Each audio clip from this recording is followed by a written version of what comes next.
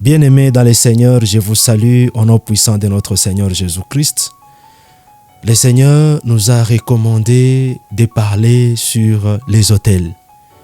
Et les grands thèmes sur lesquels nous sommes en train de parler, c'est autel contre autel. C'est-à-dire, en d'autres termes, quelqu'un qui érige un autel maléfique contre toi ne croise pas les bras vis-à-vis de cet autel maléfique, mais à ton tour aussi d'ériger un autre autel qui va détruire le précédent.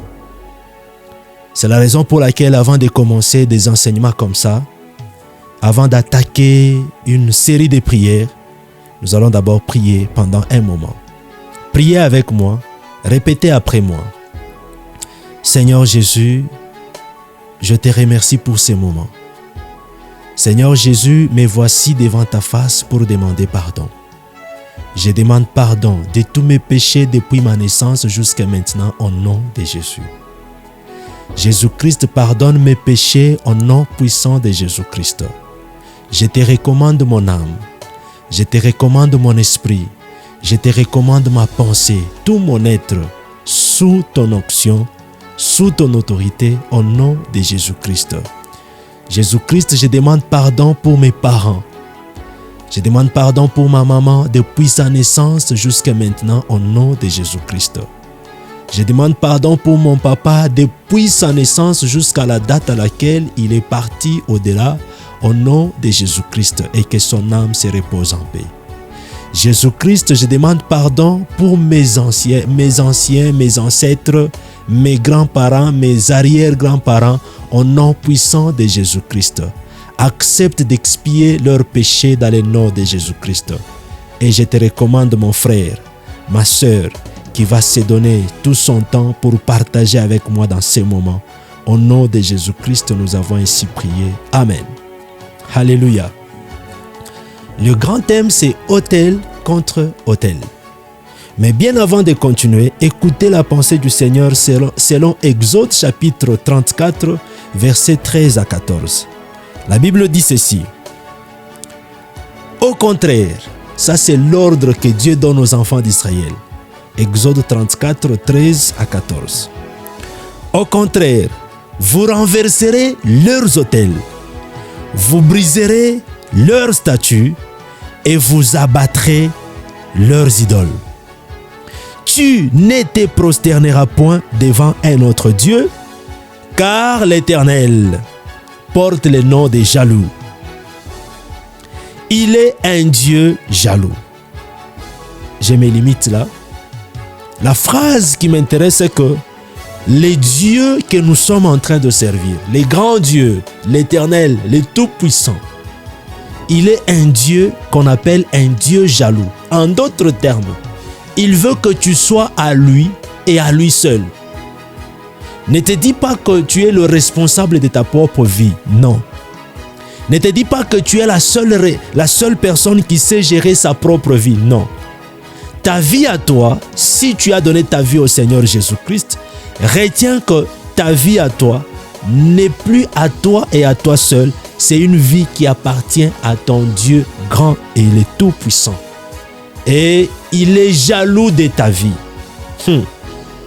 Je sais pourquoi j'insiste sur ce point, parce qu'il y a des éléments qu'on va énumérer qui vont vraiment nous aider à comprendre ce que nous sommes en train de parler sur autel contre autel. Il n'y a pas que ces versets, il y a d'autres versets qu'on va décortiquer, vous et moi. Par exemple, Nombre 23 et Nombre 24. C'est quoi au juste un autel? Qu'est-ce qu'un autel? Un autel, c'est un mot hébreu qui veut dire mitzbéa. Mitzbéa qui veut dire un lieu, qui signifie un lieu de sacrifice. Un lieu qui sert d'adoration. Un lieu ou une plateforme dédiée au sacrifice, au service, aux offrandes, à l'expiation, aux pétitions, aux supplications à un être supérieur. Ça peut être l'être supérieur dont on parle, les grands dieux, soit l'être supérieur, les idoles. les petits dieux. Le mot autel dans la Bible a été cité au moins 228 fois, précisément dans la Bible d'une manière générale. Et dans le Nouveau Testament, au moins 24 fois dans le Nouveau Testament. En essayant de comprendre plus sur le mot autel. Un autel, c'est un lieu de rencontre entre les esprits et le monde physique. Un lieu de rencontre entre les esprits ou le monde spirituel et le monde physique. Un autel, c'est une intersection, comme les mathématiciens disent. C'est une intersection entre le monde physique et le monde spirituel. Les bien-aimés qui sont passionnés par le cinéma, il y a le film, par exemple, le film Avatar. Dans le film Avatar, j'ai constaté que ces gens-là, ces royaumes-là, des avatars, ils avaient leur arbre. À cet arbre-là, vu qu'à leur tête, ils avaient une chevelure qui descendait, ils reliaient souvent cette chevelure avec cet arbre. Et quand ils le font, les réalisateurs montrent que ces gens-là, pendant qu'ils font cela, ils voyagent dans un monde des esprits, là où ils rencontrent leurs ancêtres. Et du coup, par rapport aux enseignements des autels, on comprend que cet arbre-là, c'est un autel. Parce qu'à travers cet arbre, ces gens-là avaient la possibilité de rencontrer le monde spirituel, de parler avec leurs ancêtres. Seigneur, accepte de nous accompagner pendant ces moments. Si nous lisons Exode chapitre 28, non plutôt Genèse chapitre 28, le verset 10 à 17. J'ai dit bien Genèse 28, 10 à 17. Là, on nous parle de Jacob. Jacob, par rapport à l'expérience que Jacob a vécue, on comprend qu'un autel est une porte d'entrée dans le royaume invisible. Un autel est une porte d'entrée dans le royaume invisible. Je prends pratiquement... Je peux essayer de lire pour gérer notre temps. Jacob partit de Beersheba et s'en alla à Charan. Il arriva dans un lieu où il passa la nuit, car le soleil était couché. Il y prit une pierre dont il fit son chevet et il se coucha dans ces lieux. Il eut un songe et voici une échelle était appuyée sur la terre et son sommet touchait au ciel. Et voici les anges de Dieu montaient et descendaient par cette échelle. Et voici l'Éternel se tenait au-dessus d'elle. Et il dit, je suis l'Éternel, le Dieu d'Abraham, ton père et le Dieu d'Isaac. La terre sur laquelle tu es couché, je la donnerai à toi et à ta postérité. Je descends, je suis au verset 16. Jacob s'éveilla de son sommeil et il dit, certainement, l'Éternel est en ces lieux et moi, je ne le savais pas. C'est juste pour nous faire voir qu'un autel est une porte d'entrée dans les royaumes invisibles. Voilà, je suis uniquement à la définition et j'ai fait d'abord un break là pour parler d'autre chose. Autel contre autel, nous sommes en train de parler des autels. Je souhaite que par la puissance du Saint-Esprit, nous puissions comprendre ce que nous sommes en train de dire pour entamer la série de prières. En parlant des autels, en Afrique, j'ai parlé de l'Afrique parce que je suis africain et c'est là que nous avons vraiment vécu ces choses-là. En Afrique, les autels étaient beaucoup plus utilisés pour résoudre les problèmes liés aux situations litigieuses, c'est-à-dire dettes matérielles ou dettes financières. Je donne un exemple. Monsieur X a un problème avec monsieur Y. Je dis bien les problèmes litigieux. Monsieur X doit de l'argent à monsieur Y. Monsieur X ne veut pas payer cet argent. Monsieur X est parti même loin, il peut même fuir, il peut se cacher, il peut être indisponible. Monsieur Y à son tour, pour pallier à cette situation, monsieur Y va consulter un sacrificateur. Quelqu'un qui gère un hôtel, quelqu'un qui fait des sacrifices sur ces hôtels.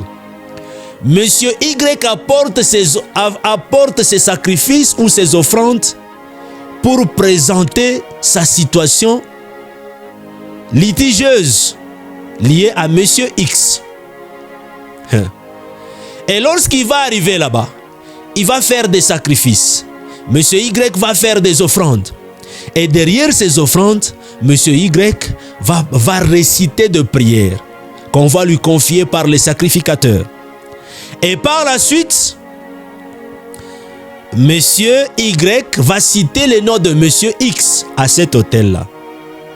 Et c'était presque comme ça en Afrique.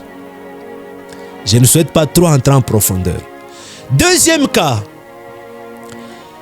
c'était pour régler le cas grave. En Afrique, les Africains utilisaient des hôtels pour régler des cas graves. Des cas graves tels que la stérilité.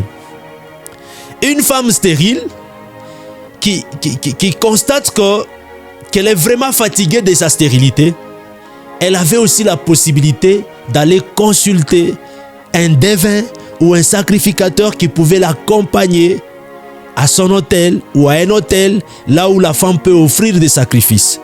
C'est la raison pour laquelle beaucoup de femmes, après avoir passé ces moments-là, lorsqu'elles auront la chance d'avoir les enfants, en guise de reconnaissance, elles donnaient à ces enfants-là les noms de ces sacrificateurs, soit les noms de ces dieux-là, de cette idole-là qui lui a accordé la chance d'avoir les enfants ou d'avoir l'enfant.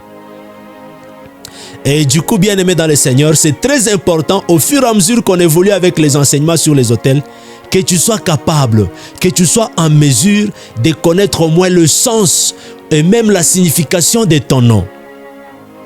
Peut-être ton nom signifie un devin, le devin que ta maman priait, et jusqu'à ce que ce devin-là puisse donner à ta maman un enfant.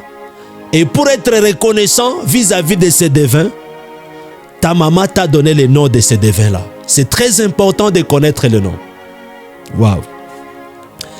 Autre chose encore en Afrique, les Africains qui allaient à la guerre, généralement, elles consultaient les sacrificateurs, elles allaient se présenter aux hôtels.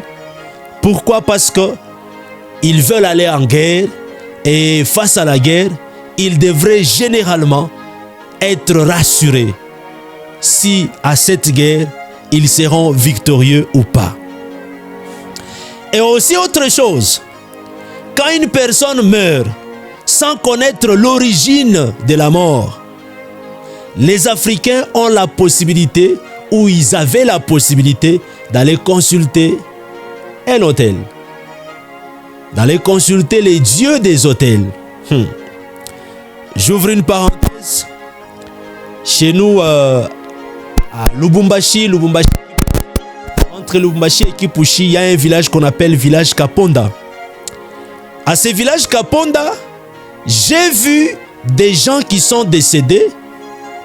Selon leur Dieu, ils ont dit que ces gens-là sont partis précocement. Il fallait qu'ils fassent ce qu'on appelle l'ondola. En réalité, l'ondola, c'est aussi une autre forme d'autel qu'on érige sur les cadavres de la personne qui vient de partir. L'ondola. L'ondola, c'est quoi? C'est une sorte... C'est-à-dire, ils mettent des choses dans les cercueils jusqu'à ce que les cercueils commencent à orienter les personnes vers les personnes, toutes les personnes qui ont contribué à la mort de la personne là. Et surtout si la mort n'était pas une mort naturelle, c'était une mort mystique ou une mort mystifiée. Souvent c'est comme ça. J'ai vu les gens faire ça au village Kaponda. Voilà, pas seulement au village Kaponda, il y a d'autres personnes qui le font. Beaucoup font vraiment ça. Tous les hôtels érigés en Afrique, chez nous, je précise, ça peut être aussi dans votre cas, présentent toujours des conséquences d'une manière ou d'une autre. Premièrement, parmi les conséquences, toutes les personnes qui s'est déjà présentées devant l'hôtel pour n'importe quel problème, premièrement, ne vivra jamais les progrès. Les progrès dans ce qu'il fait, il n'y aura pas les progrès, il n'y aura pas les succès, il n'y aura pas la réussite, il n'y aura pas la gloire. La personne, parce qu'elle s'est présentée elle-même devant l'autel, les progrès ne se montreront jamais visiblement comme ça. Voilà la première conséquence. Retiens que si toi aussi tu t'es déjà présenté d'une manière ou d'une autre devant un hôtel, retiens que tu auras du mal à vivre le progrès dans ta vie si ce n'est pas Jésus-Christ intervenir dans ta vie. Deuxième élément, la malédiction de toute personne qui se présente à l'autel, c'est une malédiction qui est perpétuelle. Toute sa génération. La personne et sa postérité. Waouh. Waouh. D'ailleurs, on va vraiment insister sur ça. C'est une malédiction perpétuelle. Selon Genèse chapitre 17, le verset 7.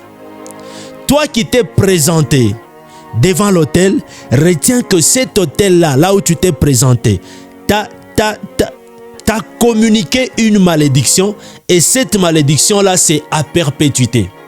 Si tu ne fais pas appel à Jésus-Christ pour intervenir dans ta vie, si toi-même tu ne te lèves pas pour détruire cela, tu vivras cette malédiction-là à perpétuité. Troisième conséquence, c'est-à-dire toute personne qui se présente devant cet autel-là, généralement,